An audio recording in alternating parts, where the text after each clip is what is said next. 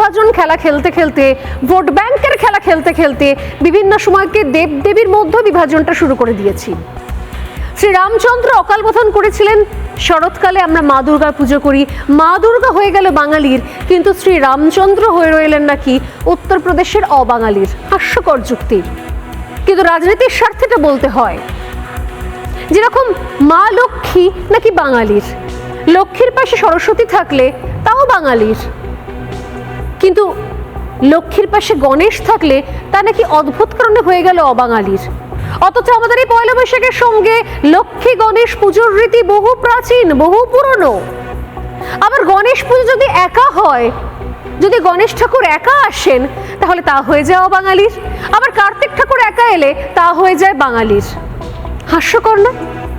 হাসি পেলেও আসলে এই জিনিসগুলো প্রত্যেক মুহূর্তে এক শ্রেণীর মানুষ জেনে হোক না জেনে হোক সচেতনভাবে রাজনীতির মধ্যে দিয়ে বিভাজনের এই বীজটা, এই বিষটা আমাদের মধ্যে ঢুকিয়ে দিয়ে যাচ্ছেন।